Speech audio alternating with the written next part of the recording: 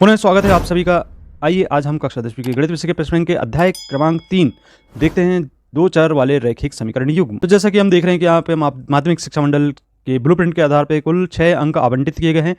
1 अंक के 2 प्रश्न और 4 अंक का 1 प्रश्न इस अध्याय से पूछा जाना है। तो किस प्रकार के प्रश्नों का समावेश हो सकता है, चलिए शुरू करते हैं। यहाँ पे 1 अंक के प्रश्न इस प्रकार के हो सकते हैं। यहाँ पे आपको पहला प्रश्न है, सही विकल्प चुनकर लिखना है। निम्न में से दो चरों में रैखिक समीकरण है। रैखिक समीकरण यानी चर की घात 1 होती है, तो ऐसा समीकरण आपको ये डी क्रमांक वाला दिखाई दे रहा है जिसमें x की घात 1 है तो और y की घात 1 है।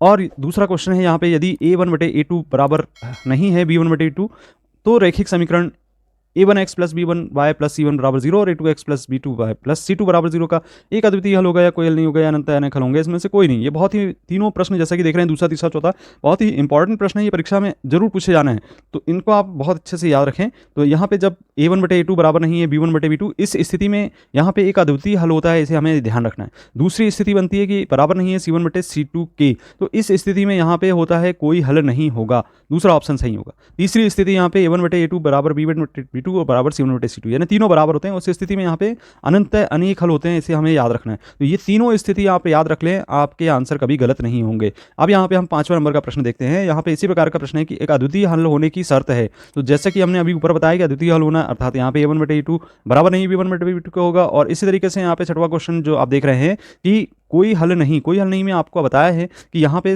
बराबर नहीं c1/c2 होना चाहिए। और 7वां क्वेश्चन जैसे कि देख रहे हैं अनंत अनेक हल है, तो तीनों बराबर हो जाते हैं इस स्थिति में, तो आपको ये ध्यान में रखना है। तो इस तरीके से इसको आप याद रख सकते हैं। अब चलिए रिक्त स्थानों की पूर्ति करने वाले क्वेश्चन है। यहाँ पे x का मान ज्ञात है और y का मान हमें ज्ञात करना है। ये हमें एक समीकरण दिया गया है, इसमें आप x के स्थान पे 1 रख दें और यहाँ पे हल कर लें, तो यहाँ हमें 2 एकम 2 प्राप्त हो जाएगा और हम 2 का पक्षांतर कर देंगे 5 की तरफ, तो घटाने पर हमें 3 प्राप्त हो जाएगा। अब y बराबर 3/3 अर्थात 1 इसका मान प्राप्त हो जाएगा, अर्थात y का मान कितना होगा 1 के बराबर। अब यहाँ पे दूसरा प्रश्न है, वह समीकरण जिसको ax धन by धन c बराबर 0 के रूप में रखा जा सकता है। तो a b c तथा वास्तविक संख्या है और a b दोनों शून्य नहीं है, दो चरों x और y में एक खालिस्तान समीकरण कहलाता है। तो यहाँ पे इसका जो आंसर है वह है यहाँ पे रैखिक समीकरण, क्योंकि चर की घात 1 है और a b दोनों शून्य नहीं है, तो यहाँ पे इसको हम रैखिक समीकरण कहते हैं। तीसरा है यहाँ पे 2x धन y बराबर k। अब यहाँ पे x का मान रख दीजिए आप, तो 2 रख दिए और यहाँ पे y का मान रख देंगे 1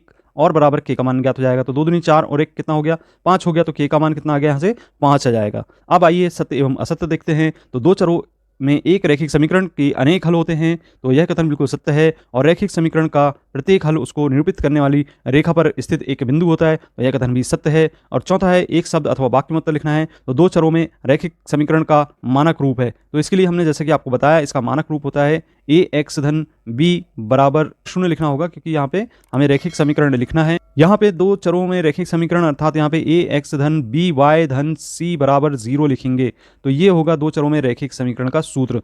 अब चलिए यहाँ पे दूसरा प्रश्न है, रैखिक समीकरण y बराबर mx बराबर धन 3, तो यदि x बराबर ऋण 2 और y बराबर 5 है तो y m का मान होगा। तो हम जैसा कि ऊपर वाले प्रश्न में किए थे, यहाँ पे y का मान पहले रख दें 5 और m इंटू x और यहाँ पे ऋण 2 रख दें x के स्थान पे, धन 3 लिख दें और 3 का पक्षांतर कर दे तो 5 ऋण 3 बचेगा और यहाँ पे आ जाएगा ऋण 2m और यहाँ पे 2 बचा और ऋण 2m हो गया। तो इस तरीके से m बराबर ऋण 2/2 अर्थात 2 से 2 कैंसिल हो गया, तो ऋण 1 इसका मान प्राप्त हो जाएगा। तो यहाँ पे जो m का मान प्राप्त होगा वह होगा ऋण 1 के बराबर, तो ये आंसर होगा आपका। अब यहाँ पे कुछ समीकरण युग्म दिए, प्रतिस्थापन विधि दी गई है, इसके हमने पूर्व में वीडियो आपको बना चुके हैं इन प्रश्नों के। आप यहाँ पे चैनल में जो प्लेलिस्ट दी गई है उसमें दो चर वाले रैखिक समीकरण में इनके हल आप देख सकते हैं और सरल कर सकते हैं। इन प्रश्नों को जरूर अभ्यास कीजिए, क्योंकि ये बहुत ही इंपॉर्टेंट प्रश्न है परीक्षा की दृष्टि से और यही प्रश्न परीक्षा में पूछे ही जाएंगे। तो यदि आपने अभी तक अध्याय 1 अध्याय 2 के वीडियो को नहीं देखा तो यहाँ पर ऊपर वीडियो लिंक दिखाई दे रही है, इसको आप क्लिक करके जरूर देखें।